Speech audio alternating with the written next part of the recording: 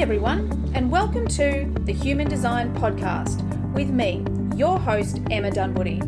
I'm a qualified master coach and human behaviour specialist, as well as being a qualified human design coach. And I work with clients every single day to answer the big questions. Who am I? Why am I here? And what is my purpose? I also assist them to transition from the person they think they should be to the person they really are on the inside. I teach people how to actually live their design instead of just knowing it. And if this is something that you want to do too, well, stay tuned or reach out for private coaching or Human Design Unpacks, where I show you exactly how to live your design. Hey everyone, and welcome to this episode of the Human Design Podcast. Before we get into today's episode, I want to share something really amazing with you. And it's actually one of our new Millions of Millionaires sponsors. So to introduce this body graph chart software that we've been using that's been mind-blowing. So I want to welcome the amazing Taylor Jyson, who is my incredible operations manager. Welcome along, Taylor. Hi, thanks for having me. I'm so excited to have you here. This is actually something that we implemented when? April. Yeah. And this year. We were just trialing it out because they'd reached out to us in regards to sponsoring the podcast or something like that, wasn't it? And so it kind of wasn't even on our radar, and we tried it out and we had such low expectations. And then what happened? Well, I remember sending you a message going, Emma, why are we not using this? Because I was mind blown. You know, we get a lot of requests for stuff like that. And, you know, there's new softwares all the time. And I clicked on it, like you said, with very low expectations. And I started looking through what they can do. And I got so excited. You know, the MG in me was like, oh my God, we have to use this. And I saw the potential of it. And it has delivered more than expected. It's really awesome. Amazing. Now, before we get into the actual numbers, because I know numbers with Taylor is a thing in our business. She loves to share all the numbers.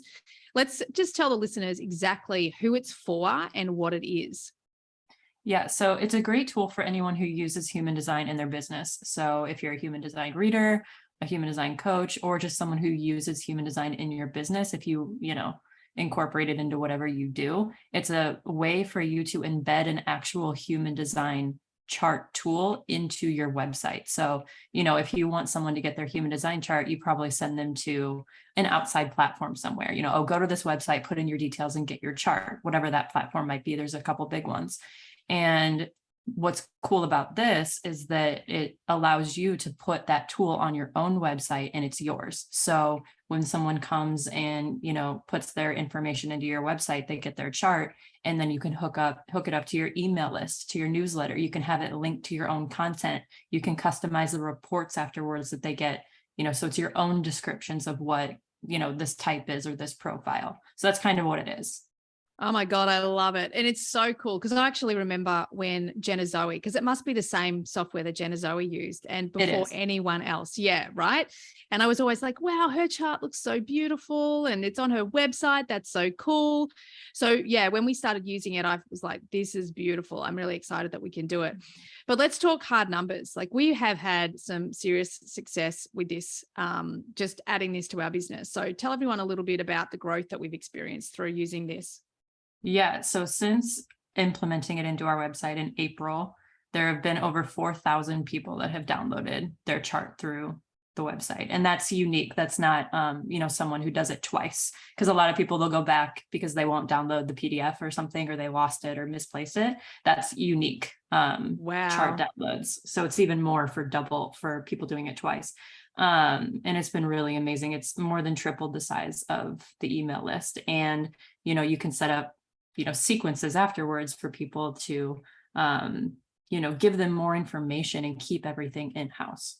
Yeah. And because one of the really big things for us is obviously human design made simple. So it gives us the opportunity to give our way of teaching human design directly to the people who want it. And I love that. I love that every single person that wants to get their chart, that downloads it, we can then support them on their journey straight away, which is of course what you set up, because you're amazing, to make sure that not only do they get their chart, but they also get this support, free content support that helps them as they're new to human design and on their journey. So beautiful. So how do people access this? What's it called? And I know that there's a benefit for listeners of the podcast. Yes. So you can go to the link in the show notes, or you can go to bodygraphchart.com. And they have been kind enough to give the listeners of the Human Design Podcast a 50% off discount for 12 months, which is huge because it's already inexpensive to begin with. And then the 50% discount is going to put it at $25 a month. That's in US dollars. So wherever you are in the world, it'll be, a little bit different, but 50% off for 12 months. And the code is Human Design Podcast. And we'll put that in the show notes too for everyone. And one of the other things I want to say that's really cool about this chart tool is that it's 100% customizable, and it actually gives Chiron and the 4 arrows, which is what a lot of chart tools don't do that. So that's one thing that a lot of people are drawn to when they go to get our chart from our website is, I can get the arrows because of it, or my Chiron gates. I love that. It's so cool. So check out the show notes, people. Get on it, because really it is such a powerful and, as Taylor says, inexpensive tool. Like, it paid for itself in the first 2 days, I seem to remember, or first day, I seem to remember. So it's so valuable, and it gives you the opportunity to really build your brand and your communication with your clients. So thank you. Go check it out. Hey, everyone, and welcome to today's episode. I am super excited to introduce our guest today because she's kind of, I'm going to say well-known for a topic that so many people out there want to hear more and more about, and that's manifestation. So I'm going to call you Jessica Gill, but is it Jess or Jessica? Either one. I've been going sort of like informally by Jessica out in the world, so cool. Either one works. Awesome. Beautiful. So welcome to the show, Jess. Well, thank you. I was going to say welcome. I'm so used to hosting. You see how this goes on the other side. Yeah. Thank you so much. I'm so excited to be here. Yeah, it's so funny you say that, like, used to being the host. Like, I've been doing a lot of podcasts recently, and it's so different sitting there talking about yourself, right? But it's fun. It really, well, the funny thing is I start thinking of questions. I'm like, wait, no, I'm just responding. Like, okay, never mind. Like, don't get in my head. Yeah, I love that. Well, here you are welcome. Any questions that come up for you on the podcast, please feel free to ask them. Would you please kind of introduce yourself to the audience? I'd love to hear a little bit about your journey that got you to today, because often there is some sort of turning point, challenge, something that we need to overcome, and it sort of pivots us into what we actually perceive as a new direction. But of course, we were always on the right path.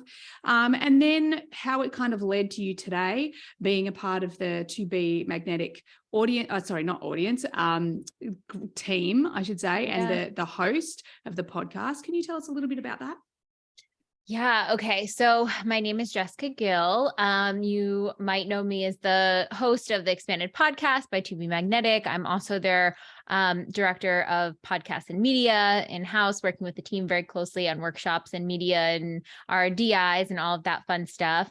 I am a sacral generator 4/6 profile. I'm learning more and more about this, and it's so funny because I keep having pings and like hits of intuition of like, oh my gosh, I'm living my design in different ways. So that's so interesting. I want to dive in more. But I grew up on the East Coast in Jersey, was obsessed with film and television. One of the things I love the most is just how you can watch a film and afterwards just think differently about your life, feel differently about it.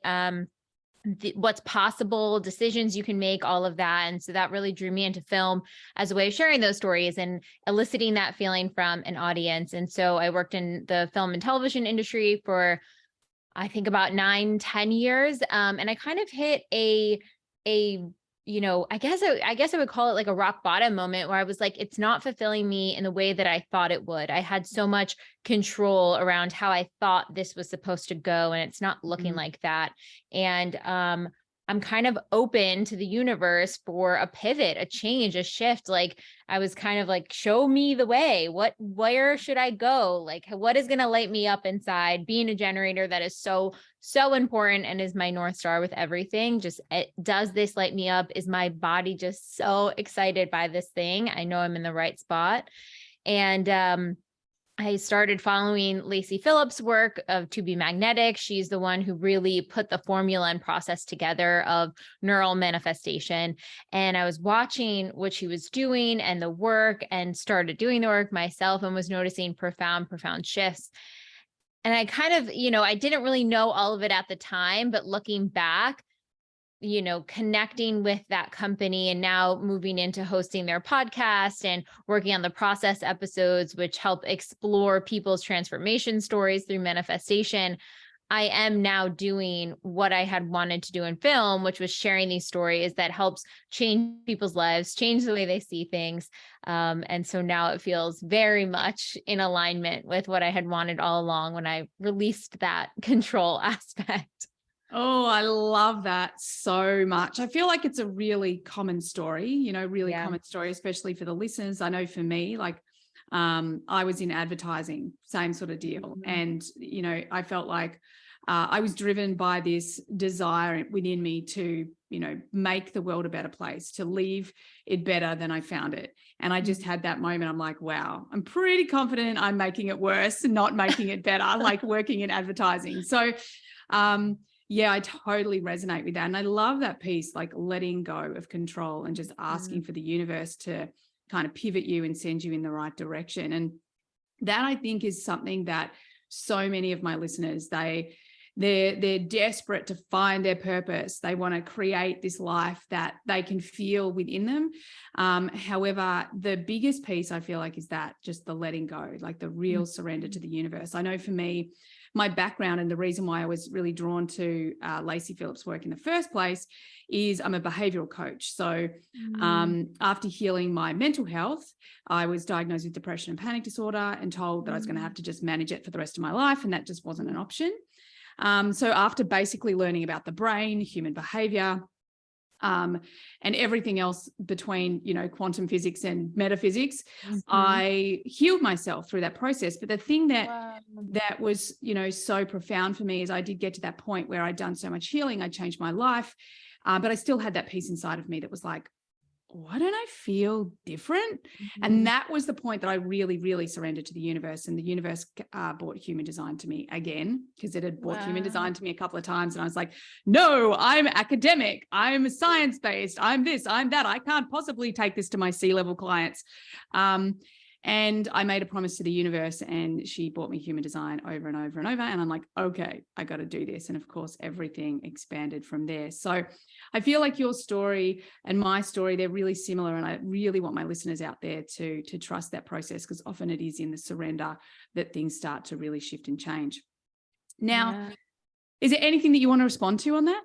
Well, yeah, I was going to say, it's so interesting you said that the universe kept showing you human design over and over again, because that was very similar for me. I had this ping to start a podcast when I was like, okay, where do I go next? Like, I was excited to connect with certain companies, but podcasts kept coming up. And I remember thinking, how is this going to make me money? Like, how is this going to be the career? Like, yes, I know how to produce and edit and do all of these things, but why? Like, this feels like a distraction from applying to jobs, which is like what you think you're supposed to do. But it kept coming again. Every time I was like, what is one more thing I can be doing to show up in alignment, like with myself, where I'm supposed to go? And that kept coming again and again and again. And I was like, okay, fine. I hear you. I'll start the podcast. And then it was probably about like 6 months later that To Be Magnetic had a listing for someone to help run their podcast department that I already had the skill set for. I now launched my own, did every single aspect from the ground up. So I was like, oh, okay, universe, like I see you. I get it. You got to follow the intuition hits. Yeah. I love that. And I really do feel like this is the piece where the magic lies, that moment where we stop trying to think our things into reality and actually trust the process. And so let's talk a little bit about the process and, To Be Magnetic, because one of the things for me, and I was trying to remember what it was called before To Be Magnetic, because that's when I did the work. Like, I remember doing it years and years and years and years ago, before the podcast, before everything. And it was like the first iteration or something like that. And the reason that I was really drawn to it as a person that was fascinated by manifestation at the time, but also really challenged because the fluffy, airy fairy, like, yeah, you're not taking into account how the brain works. You're not taking into account quantum physics. Like, I need more meat on those bones. And that was the thing that really drew me to Lacy's work and that in the first place. So would you just kind of introduce to our audience, like, what is the process? What makes 2B magnetic different to a lot of the other manifestation? I'm going to say schools because it's not just Lacy anymore. So let's say schools or ethos or education out there. Yeah. So I think where some of the other manifestation work, where it may work for some people, but not necessarily every single time, is there's a lot of what we call spiritual bypass. So you're bypassing emotions, you're bypassing neural pathway systems, how the brain works, psychology, all of those elements. And the root of what Lacy really discovered is everyone thinks in a lot of different manifestation rhetoric that you're manifesting from your conscious thoughts. If you think positive, you will have it. If you become what you want to be, if you start spending the money as if you're rich, you'll be rich. You'll just attract that in, like get into the vibration. And while that might work for some people, our subconscious has way more to do with what's showing up in our reality, because our actions that we're putting out in the world are based off of our subconscious. And so going back in and really understanding what's happening in our subconscious, what's our programming, what did we pick up as a child? And then that leads into the psychology aspect. So understanding that between the ages of 0 to 14, 26 is when the brain fully develops. We are essentially a sponge. We're taking in how we should operate, where we fit in these roles and systems, dynamics, who we are, where it's okay to show up, where it's, rejected or shamed. That's where we pick up all of our programming, and we're operating from those systems. So, just to make it a little bit more tangible for someone, if you were, let's say a young kid and you loved performing in front of your family, that just made you so happy and lit you up, but maybe your mom had some insecurity issues and they would say, oh, like that's so, stop trying to be the center of attention. That's gross. And they say some sort of negative comment. In your mind, you want connection and love from your family. That's vital. You can't survive without that as a child is developing. And so you say, okay, the part of me that wants to go on stage, I need to suppress and repress and put it in my shadow and not do that if I want to connect with my parent. And so we have all these millions of types of stories layering back there. And what Lacy's work with 2B Magnetic is uncovering what is going on. What do I really think about myself? Where am I afraid to show up? And then you can start manifesting what you want into your life, because those things are, we call them blocks, but they're essentially blocking away what we really want. So that person might really want to be on the stage. And even though they might be taking the action of showing up to, what are they, not interviews, but when they're, trying out like an audition, when they're going to an audition, they're doing all of the steps to do that. If subconsciously they think, if I get this role, I might be rejected from my mom and that would be painful. They're not even consciously aware of it. But if they think that deep down, maybe they won't try as hard. Maybe they're holding back a little bit. Maybe they're playing small. Maybe they're settling for a bad agent that's not putting them up at good auditions. There's all these ways that seeps out. And so the idea is we can go back in and find what the blueprints are and reprogram them and get a healing on all of the emotion tied to these pieces so we can show up authentically and then connect with our manifestations. Yeah, I love that. I love that. I love that. And, it's that thing, like 95% of our behavior comes from our unconscious mind, right? And I so agree. And I know that this is why I was really drawn to the work in the first place, is that we do get in our own ways. Like at the end of the day, that unconscious mind, that ego has created all of these defense patterns, if you like, to try and keep us safe. Now, our conscious mind, our adult mind is like, oh no, that didn't bother me, or that wasn't traumatic, or, oh, I'm over that. But actually, it's 100% still playing out under the surface in our unconscious. And I think this is absolutely the thing that's so powerful within manifestation, is understanding that we do, as you say, manifest from the unconscious mind. So it's all about, like, one of the big things for me is I don't talk about deconditioning, because at the end of the day, we're still going to have this unconscious mind. Yes, we can wake up. Yes, we can bring more consciousness to our lives. Yes, we can do, operate from this higher frequency. However, we're always reconditioning, we're always reconditioning, so that we're in alignment, so that things flow more easily. But I do want to just geek out a little bit on your human design, because a lot of the stories that you've told already really talk about, you want to have an impact and you want to change the world. I loved what you said about the movies. Like, I'm an only child. Both my parents worked full time. So I was sometimes I was like, I kind of feel like TV and movies raised me sometimes. Yes, I very much resonate. And I used to, like, there's been processes from me, or healings from me, awarenesses that I've believed that are directly related to movies that I watched over and over and over again, imprinted by them. But what I love is, like, your incarnation cross is actually the cross of laws. And even in the work that you do, this is really about, like, breaking and making new rules, this doesn't work anymore. Like, this is old. We need to get rid of that. And it really is that energy of, like, we need to break these rules because they're not supporting the values of the tribe. It's not supporting the values of the collective any longer. And now we're going to bring in these new rules or these new codes. So I'm like, I feel like you're right where you need to be. Wow. It's so interesting too, because one of we call it like an authentic code, but it's like the pillars that are our guiding force of, like, authenticity. One of mine is impact, and making an impact, like impact, innovation, figuring out how the systems worked before, what's not working, how we can make it work in the future. So that is spot on. Oh, I love it. I love it. And of course, like, being a line 6 as well, like, you are now in that middle phase of being a line 6, so you've had your trial and error, you've had that kind of, like, trying all the different things. And it's probably that time where you did gain all these kind of skills, but it's like, yeah, that's not right. That's what the line 3 says. It's like, this is not working. And now you're in that time where you're starting to create that wisdom, which I think is really cool. Out of curiosity, how did you hear about the job at To Be Magnetic? Well, it was interesting because I was actually, I was dual searching for that next role. And at the time, a friend had said, oh, knew it.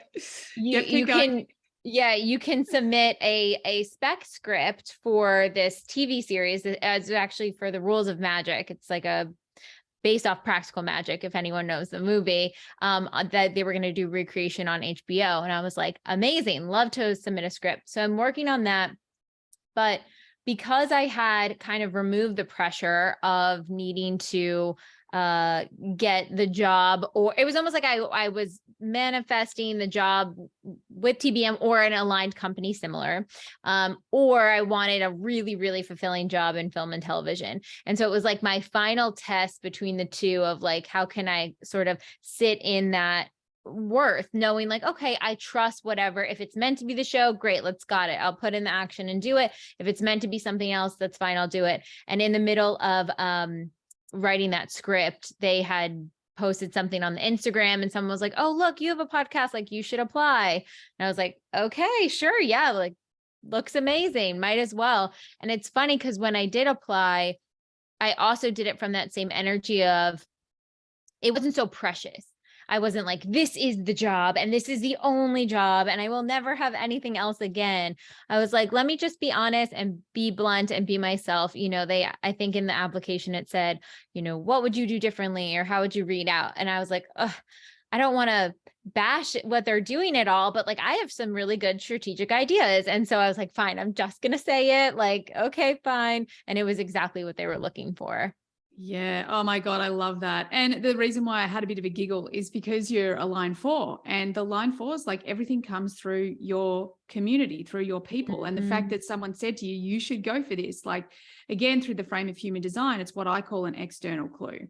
That it's like, when you're in alignment with your design, when you know your design, you, like, all of a sudden you become conscious to those clues and the way things come to you. So I just loved it because you're a 4/6, and that's like, yep, exactly. Of course, someone said you should go for that job. Wow. Yeah. Awesome. So I know there's a lot of people out there that like manifesting their relationship or a relationship is something that's really, really important. I know for me, like I live this life where my husband and I coming up to 22 years married. Well, thank you. And he's also a line 6 like you. So line 6s, they are on the planet to find their soulmate. You know, they are the ones that really are the ones that are looking for their soulmate, but it can be a little bit bumpy. Let me be clear, like, especially like you're probably a line 6 that isn't quite so bumpy because you're doing the work on yourself first, because that's the challenge for them. At first, it's like they project a lot of their stuff. I mean, we all project our stuff, but the line 6 can project their stuff a lot onto their partner.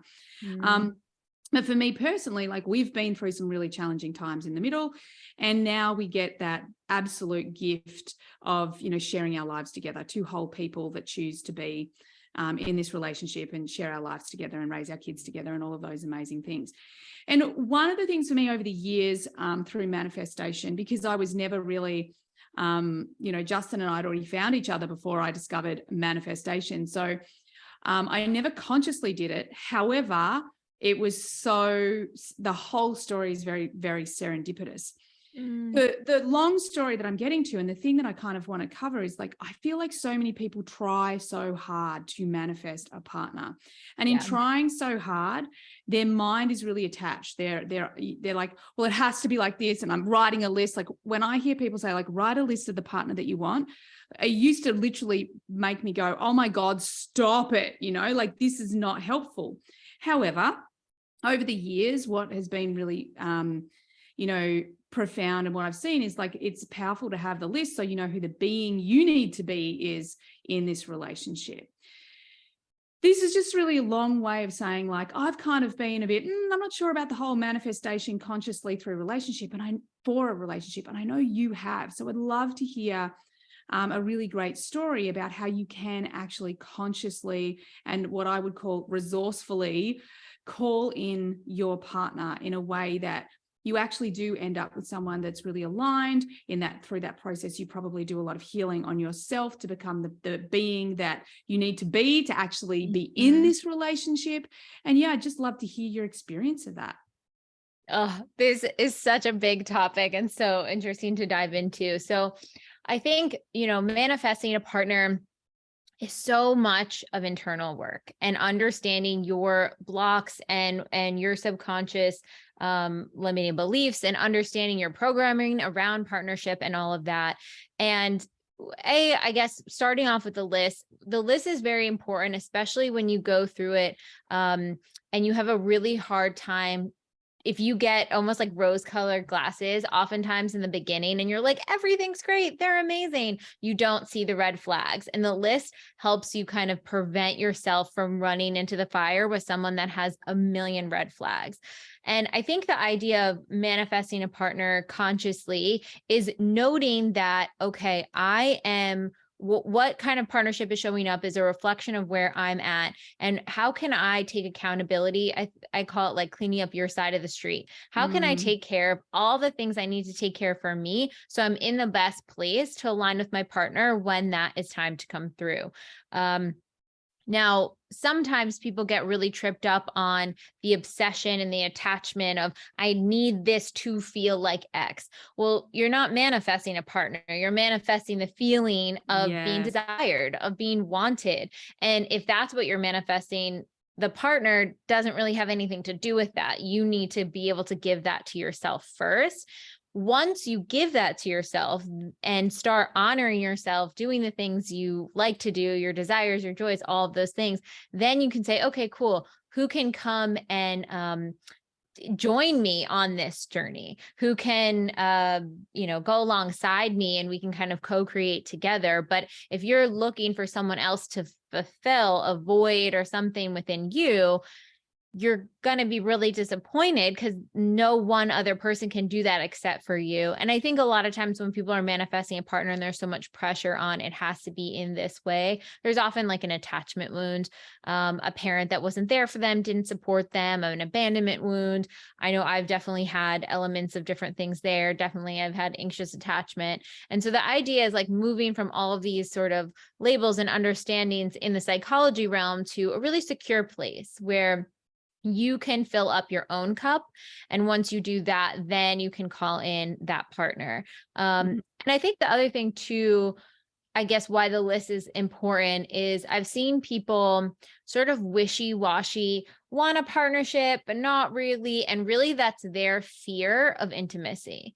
And so when they can commit on a list, wow, okay, if I really wanted a partnership, this is what it would look like. It's almost like they have to step through that fear of even writing the list to admit to themselves, I'm willing to say that I want to connect with this at some point, even though I'm so terrified of being rejected, closed down, not finding what I want, not feeling good enough or deserving.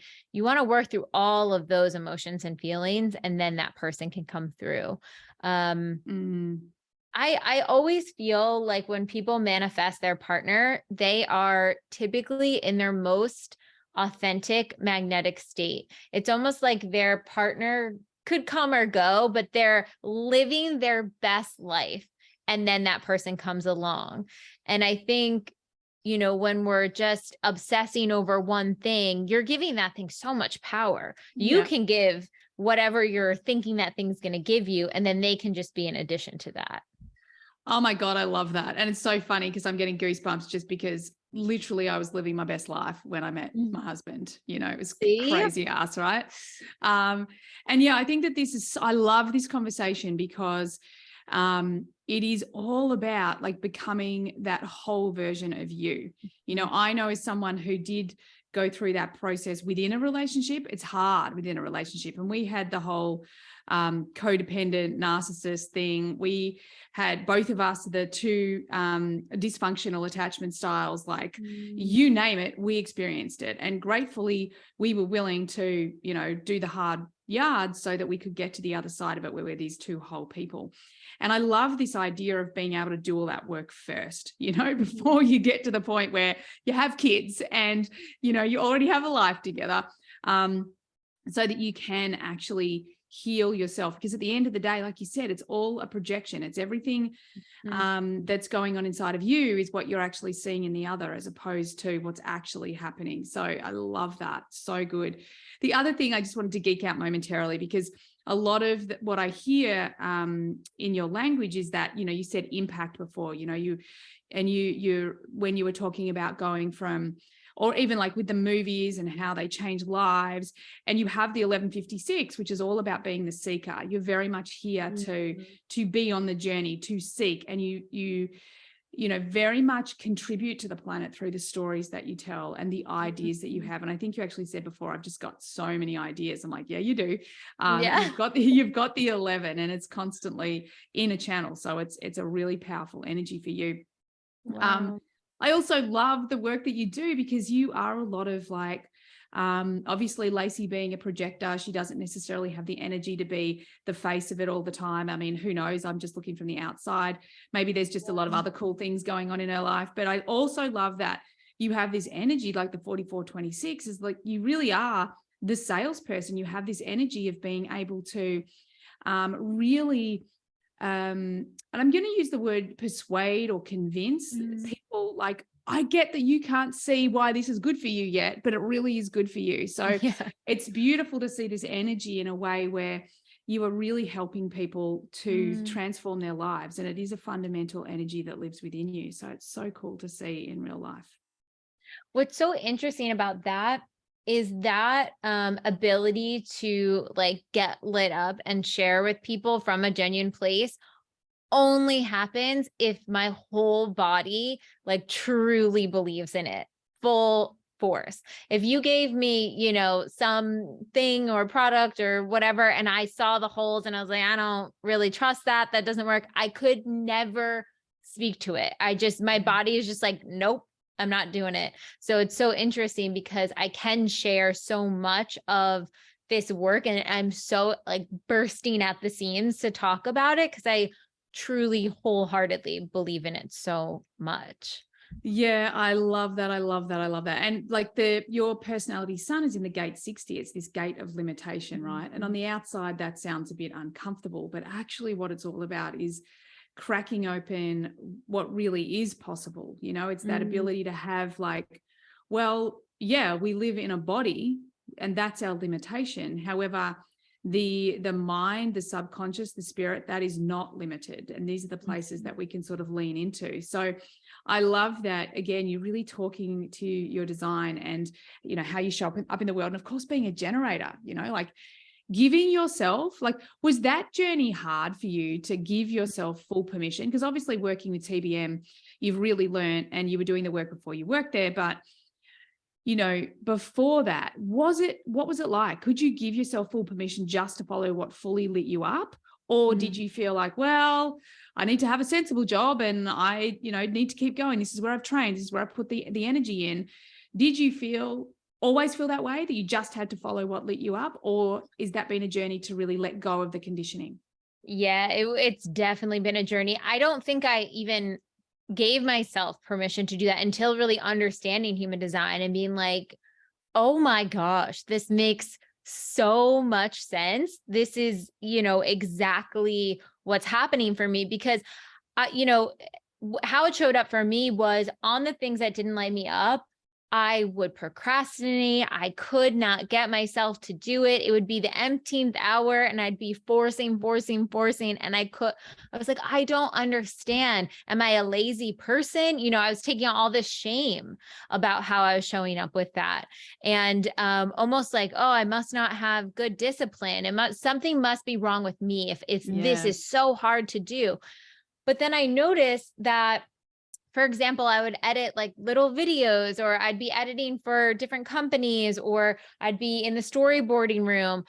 I could work 12-hour days, no question. And I was like, I can do it sometimes. And then other times I can't. And then it wasn't until human design, I was like, oh, because some things light me up and some things do not. And the things that don't, I need to detox, delegate, you know, find someone else to do it, hire someone to do it. There's got to be a different way, because that is the biggest time suck and such a bad use of my energy. And then the other thing that really kind of helped me shift that too was noticing how much I could accomplish in those moments when I was doing the things that light me up. And I was like, why would I ever rob like the world of whatever I can come up with when I'm like this by doing these other things that drain me? That it's no brainer. It's not worth it at all.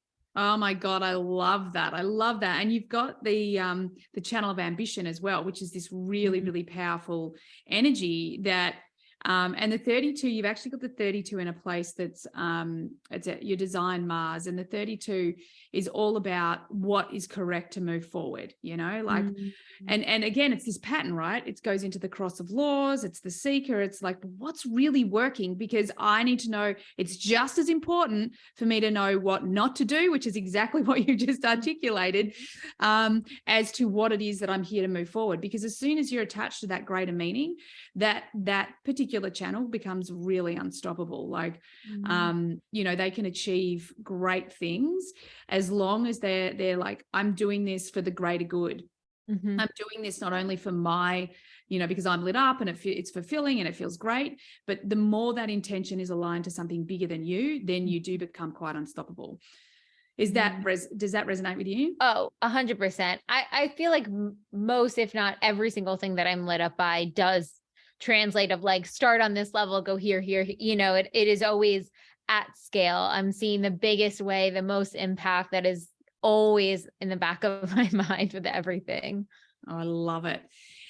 So you've used a lot of the to be magnetic language. It'd be really cool if you could even give people a little bit of an overview of how does your process differ from the others? I know we've talked about how it's, you know, really getting in and reprogramming the unconscious mind. You know, I love how you do that, the reparenting. This is incredibly powerful stuff. You know, through my work, I do this through kind of NLP methods and also and hypnosis and, you know, a number of other ways, but it's really fundamentally the same thing, and it's really beautiful work. But I'd love to just give my audience an idea of like, well, how does your method specifically differ? And some of this language like pings and DIs and these sort of things, just introduce the audience that don't already know. I mean, honestly, a lot of my audience are already a part of your audience, but I just love the newbies to know a little bit more about what all that means and how it's specifically different. Yeah, it's so interesting. I guess I'll drop this teaser here, but we just re-recorded the How to Manifest video, which is like our bread and butter workshop of going through the process, and just got even more, you know, breaking everything down very specifically, very tangibly, action, and watching Lacy re-record and go through all of the energetics. I'm like, it makes so much sense. It's so simple. But I think the best way to sort of describe it is, like I said before, we're really working with that subconscious belief. And so we're trying to figure out in all aspects of our life, how can we support that subconscious to help us feel worthy? And when I say worthy, it's like your subconscious worth in relation to the very specific item that you're calling in. Yeah. It's not saying that that item is more or less powerful than any other item. It's just you need to feel that you are in alignment of worth with that item. And so we kind of go for a three-prong, I guess, way of going about it. So we have expanders, and expanders is a term that Lacy coined, but really it is showing you what you desire is possible. Now you can have someone be a full expander. They're doing every single element that you want to do. They have the business that's so similar, the family life that's exactly the same. They even drive your dream car. They are not someone to be envious or jealous of. They are showing you what you want to achieve and what you desire is possible. They're literally imprinting that is possible. And now in the age of social media, it's so wonderful because we can connect with so many expanders and have people expand us for very, you know, different things. But if you think about, the best example here is if you want to be an artist and you grew up and you're like, cool, I haven't seen anyone in my family become an artist. They're all in very corporate jobs. Your subconscious has no reference point of what that process looks like. So it feels like it's not possible for you. Mm-hmm. So you have to find expansion so you can see to believe that it's possible. The next sort of pillar is the unblocking piece. That's going back and all those memories, all those feelings. What's the blueprint? We have inner child to dive into all the phases. We have shadow to dive into what's deep in our subconscious. And even now in the updated How to Manifest workshop, there'll be a lot of unblocking in there in relation to your very specific manifestation. And then the last piece we call is like aligned action. That's really what is the actions that you're taking in the world that are aligning with your subconscious self-worth. So one nuance and element that we have that a lot of other manifestations processes don't have is tests. And it's essentially the universe saying, are you sure you're not going to settle for that job that's not really in alignment? Are you sure your self-worth is ready to move on to that next phase?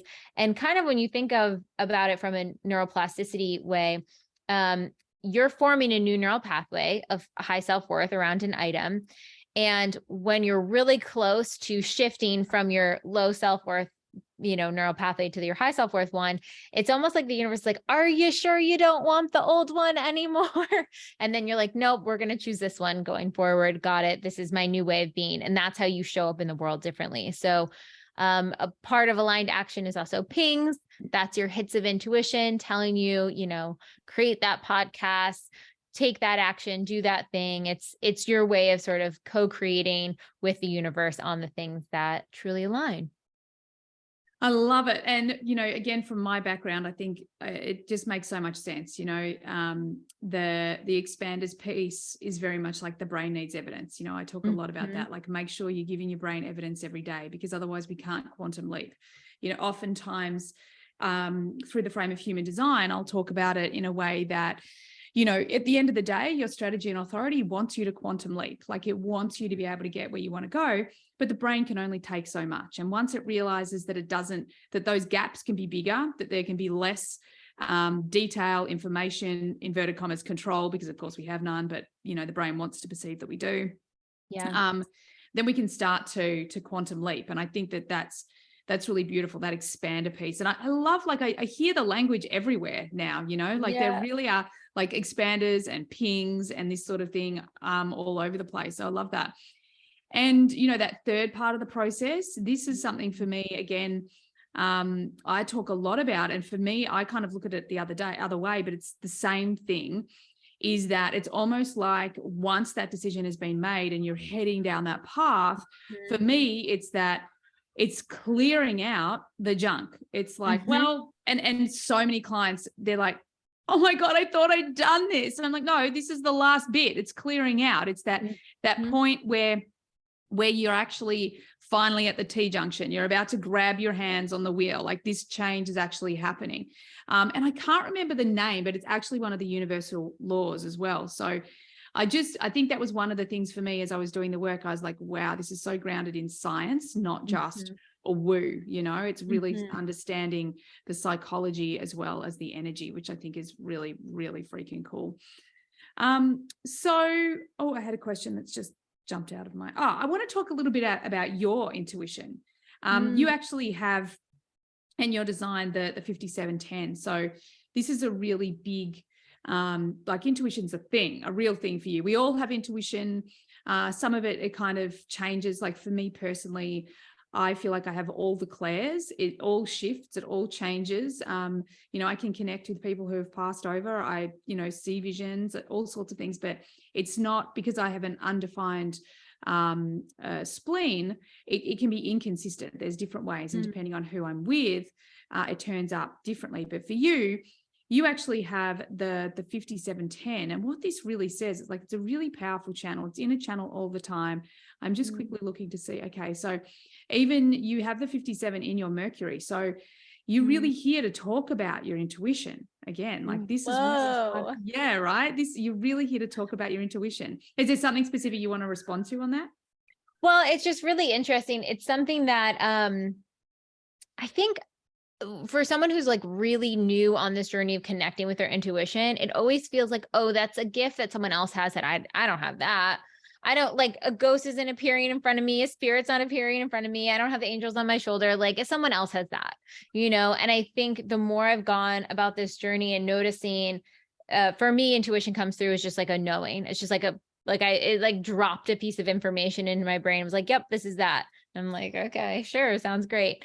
And at first I was just like, oh, that's just a thought, you know, trying to minimize it, make it smaller, not really believing. And that's even my subconscious self-worth in relation to my intuition. In play there. But I think as time has gone on and I've seen, oh my gosh, when I trust this and I follow this and move with it, it is always in my highest good and for the highest good of others. And so I've started leaning into it more and more and trying to understand what my process, what that looks like, and not being, I wouldn't say I'm afraid of it, but like you, I really resonate with the science, the facts, the psychology, the, you know, the labels, the DSMR, like all of those things make me feel safe because I can categorize and my brain can understand it that way.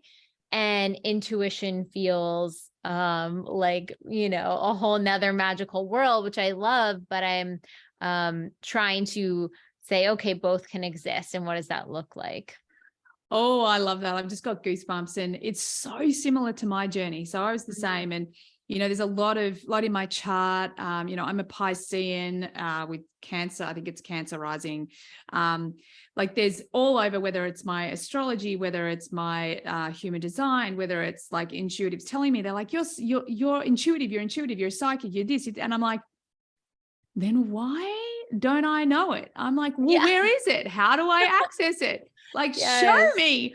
And it was actually one of my massive challenges for so many years. And until I started working with someone who's become a good friend of mine, Jess Babaco. And I was like, right, I'm going to get on top of this bloody intuition thing. I'm going to work it out.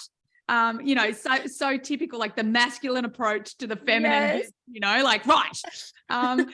And I remember, like, I got into her program, and part of the sort of the entry process of going into her program was that you had to do a cold read. So what that meant is she just gave you someone's name. That's it. She led you through like a meditation. And then she just said, just tell me what you see. And anyway, so here's me going like typical, and this is like for years I've had this experience and I've sat in classes, I've done the things and I'm just like, well, I'm not really getting anything. But instead of saying I'm not getting anything, I was just like, fuck it, I'm here. I'm just going to say all the weird things that come into my head.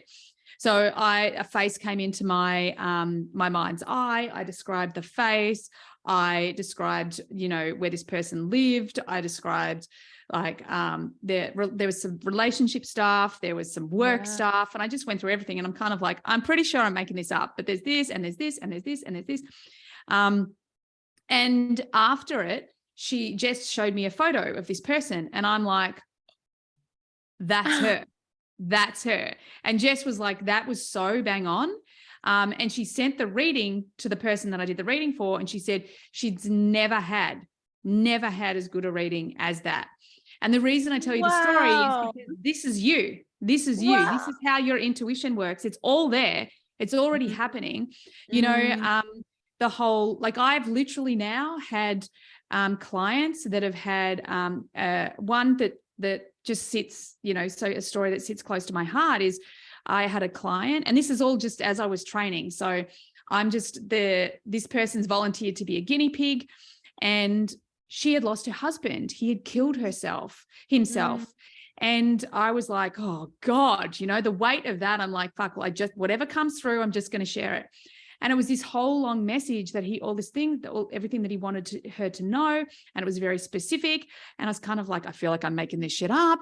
And there she is bawling her eyes out saying, oh my God, I can't believe that is him. And you described him. And yes, it makes perfect sense. And all of these things. So one of I kind of feel like I just want to share that with you because, Thank you.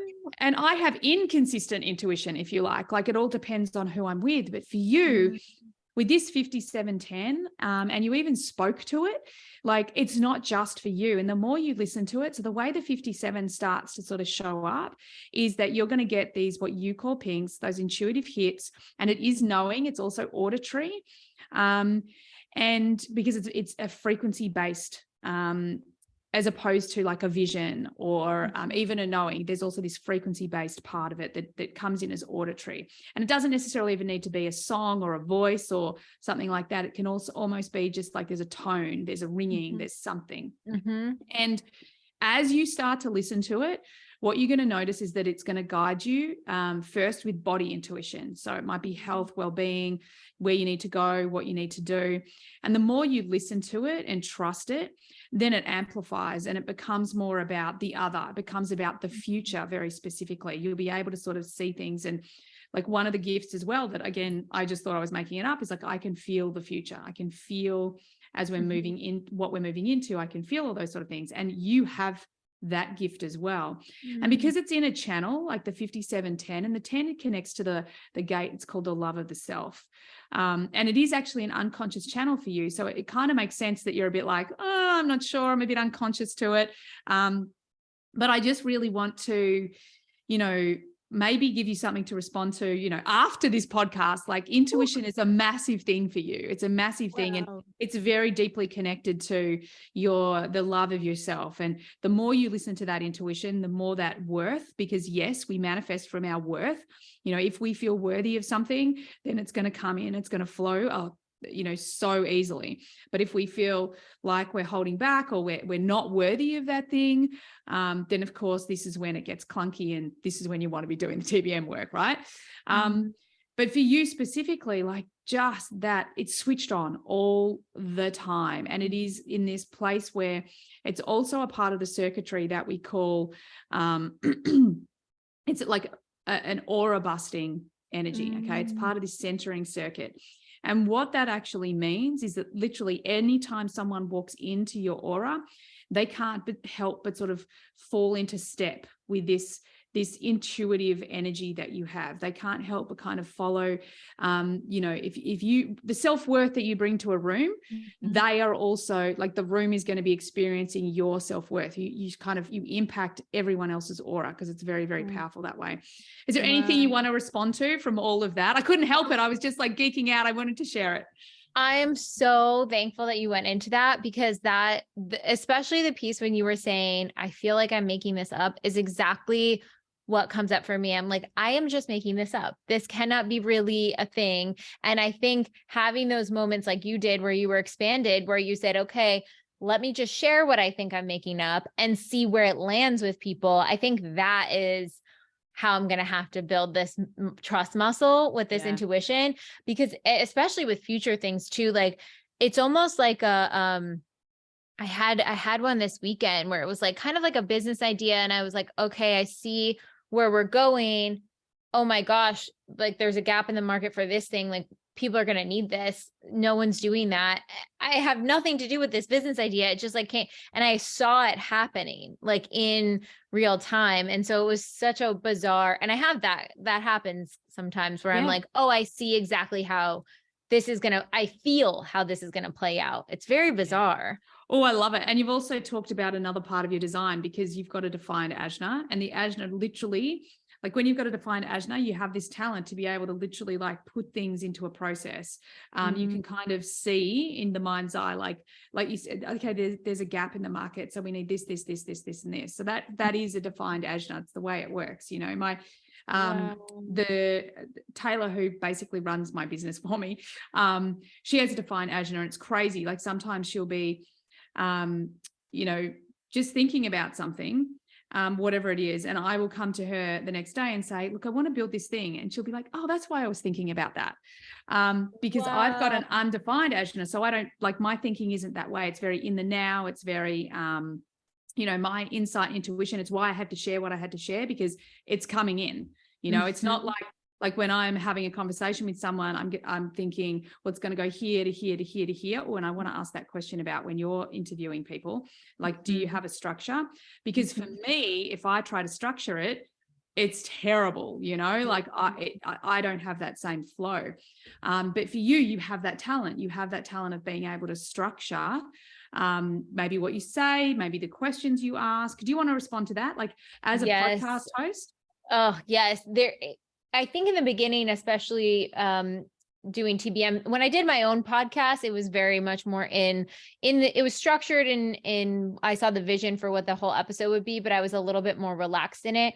And I think when I first got to TBM, it was very much, I need to produce this out. And so I saw every section of it. And if it wouldn't go that way, I'd try to reshift. And I think it pulled me out of the moment, because I was like, I am just a producer back here. I don't even know who's talking. I wasn't even present in my body for the conversation. And so I've had to work with the balancing of that, of like, okay, I can see what's going to come next, but I can also be present and respond to what's coming in front of me, and just be willing to pivot and move in that direction. Oh, I love that. I love that distinction, you know, having that ability to have the structure and then kind of step back from it and kind of see what's coming. Because I think that so often when we're trying to create anything, but, you know, whether it's a podcast or a business, we're so attached to the way we think that it needs to go.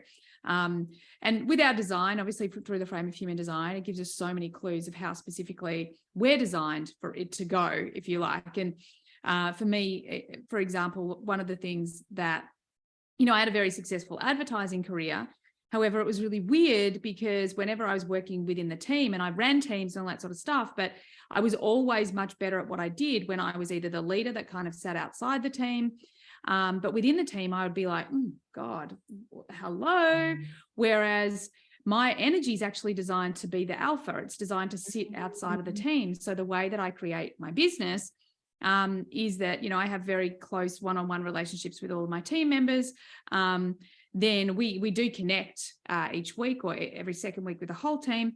But then the team is kind of, they run themselves, or Taylor kind of runs them. So I love when we can sort of bring our human design to what we do every day, because it really gives us that full permission to go, okay, cool. And for you, like, right, so I'm going to walk away from this conversation and trust my intuition. You know, I remember my kinesiologist, who's also a shaman, saying years and years ago when I was, you know, yet again saying, I want to connect to my intuition. She would just say to me, like, Emma, what if it was true? I want you to just like, what if it was true? And back then it was way too much of a leap. Like, talk about, I needed an expander because it was too much of a leap to go, yeah, but like I see some really weird shit sometimes. Like, that can't be true. Right. But yeah, I really feel like there's this place for us to just to be able to, yes, we need structures. Yes, we need to be able to sort of vision where we're going, but it's that balance between that and just being able to surrender to the process, surrender to the universe, to our design. And yeah, I don't know where I was going with that. Anything you'd like to respond to? Well, this is maybe a tangent or like shifting a little bit, but I have 2 human design questions. Love it. Bring it. One, I think I have the open head. So I've noticed that if I do creative calls outside, like on my rooftop, it's the best creative session ever. Is there something to that? Well, look, it could be, but I think the other thing that it might be is that you've got the 15 and where is the 15 in your Jupiter? Okay. Yeah. So it could also be because the 15 is, it's actually called the gate of extremes, but it's also aligned to nature, the ebb and flow of nature, the seasons, the tides, and how nature, when we surrender to these natural cycles, flow state happens. So I actually think and it's part of your Pearl sequence. So what's really interesting is it's in a place where the gene keys calls the Pearl. So it's actually all about how what drives you to make money. And, like you're driven to have impact. When you're going to have an impact, then you're going to be driven to make money, because you've got the line 5 in there, but the 15 as well. Like it's almost like the Pearl for us is this place where when we've done the work, we understand our brand, the tone, who we are, which comes from our personality sun. We understand how we initiate people, and you initiate people through experiences, but also really helping people understand, okay, don't keep going with this and keep going with this. Like it's very much about you initiate people out of their comfort zone. Like, no, just keep going with this, let go of that. And once you're doing that and you're creating that right culture around you, you know what your tone, your brand is, then the Pearl is the pieces, like then you just surrender to that. So I think that's more what it's about. It's like that once you get to that place where you're in nature and you feel surrendered to the flow of life, if you like, almost, that's when things kind of just drop in. Does that resonate with you? Yeah, so much so. It was so funny. I was journaling this morning of like moments that I felt most in touch with my soul this past week. And it was 2 times when I did like a solo hike and was just like allowing things to come through and had no specific direction. I was just kind of like following my intuition of what street I wanted to turn on and where I wanted to go. I love that, because that's the 5710. So that intuition that I was talking about, that's it. That's it in, and it's in what we call individual and integration circuitry. So it's about you, it's about self-empowerment, and through your self-empowerment, you empower others. And you do have quite the balance. Like you've got a lot of tribal circuitry, you've got individual circuitry, you've got collective circuitry. So, there's a lot of you that says like, okay, well, what's the change that wants to happen in me first? What do I want to transform? Once you transform, or at least you begin to transform that process, then all of a sudden you want to take it to the tribe. So that might be, your friends, your family, to be magnetic. And then you want to take it to the collective, through stories. You're going to take it to the collective through your journey of seeking. And then you want to share that journey with the others. You want to share your ideas. You want to share your stories. And that's kind of how almost like that rhythm of your design is going to flow into life. Does that make sense? 100%. And I always kind of, I want to fully understand my processing on something before going to sharing it. Cause sometimes I'll go to share it when it's like half baked, but I'm like, no, it's more impactful if I really fully play this out, feel all the emotions, understand the dynamic I'm in, see my patterning. And once I've kind of not mastered it, but really feel on the other side of it, then I'm like, great, let's share with TBM, let's share with the podcast, share with my friends, and then from there, it's like, is this a workshop? Is this, is this something greater? Is there another narrative I can tell from this? And I have a notes folder in my phone called book. I have no idea what the book's going to be about, but whenever I have those things, I'll write a little, this could be good for a book one day. And then I'll have those little notes in there. Oh, I love it. I love it. And it also talks to being a line 6 in your profile. You've operated a lot as a line 3, sort of up until the age of 30. So up until the age of 30, it probably felt a little bit more like you were, falling down, scuffing your knees, banging your elbows, learning a lot of lessons. Does that resonate? 100%. Yes. Yeah. It was all my like growth and learning phases for sure. Yeah. And as a line 6, you're now in that next phase. So you're starting to create wisdom from that. And I think what you're speaking to, like getting all of your, ducks in a row, T's crossed, I's dotted, talks a lot to that early line 6 energy that's more like line 3.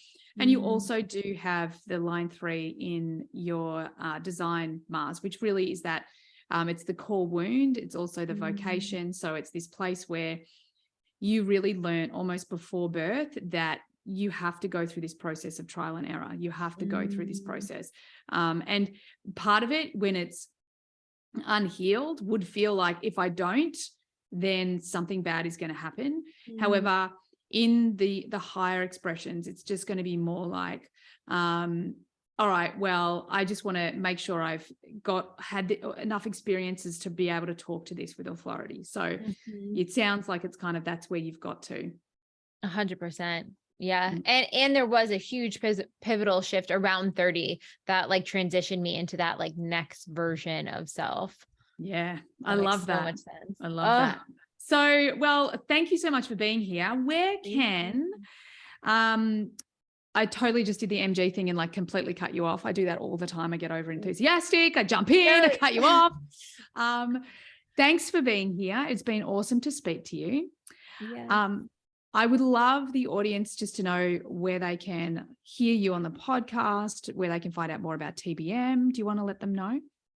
Yes. So you can hear me on the Expanded podcast. Just search it anywhere that there are podcasts, Spotify, Apple, all the things. And then we have weekly podcasts there. And then to dive into the manifestation work, we actually just moved platforms and we have an app. So if you want to take a peek at what everything looks like, you can download the app at the App Store. It's called To Be Magnetic.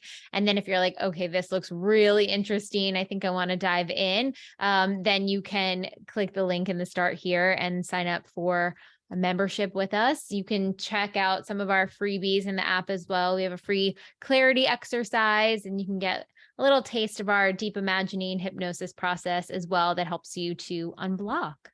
Amazing. I love that. And what was the inspiration behind going to an app? I'm just curious because I feel like a lot of people are doing that right now. Yeah, honestly, we just want to make the process so seamless into everyone's life. And so we're like, what are the ways that they cannot use the work right now? So one of them is scheduling, having that reminder to like put it in a calendar. Now we're able to do that. People to download them, save them for when they're traveling, off the grid, remote, etc. They can also make playlists. So if they're like, I love this part from inner child and this part from shadow, and I'm working through this block that really I want to work on both together. Great. Now you can have a playlist with that and your deep imaginings in there. It's just a lot more customizable and it's nice to just have everything in one spot in the app. Our community groups in there. So we're just excited to expedite, innovate the process even more for everyone. I love it. I love it. And just on a final note, you actually have a gate that is all about innovation. Wow. Yeah, it's the 39. I'm just having a look where it is in your chart. Yeah, it's a 39. It's in your Jupiter. So it's also, where you make money. So I love that. It's so cool. So cool. Well, Jessica Gill, thank you so much for being here. It's been great to chat to you. And thanks for sharing your journey and the work that you're putting out in the world. Thank you. You as well. Excellent, excellent interviewer. Thank you so much. Thank you. And thanks everyone for being here. I trust you got what you needed from today's episode. It was an awesome, fun conversation all about manifesting and human design. And yeah, so I look forward to having you on the next podcast. Bye for now. Thanks everyone for being here all the way to the end of the podcast. I hope you got lots of value out of it. I certainly had a lot of fun doing it. Could I please ask that you share this podcast with friends if you found it valuable? And also, bonus points, could you leave a review for me as well on Apple? It would be greatly appreciated. If at any point you would like to be on the podcast or you've got questions that you'd like me to discuss on the podcast, by all means get on my socials and DM me. Everything you need is there in the show notes. Have an awesome day. Bye for now.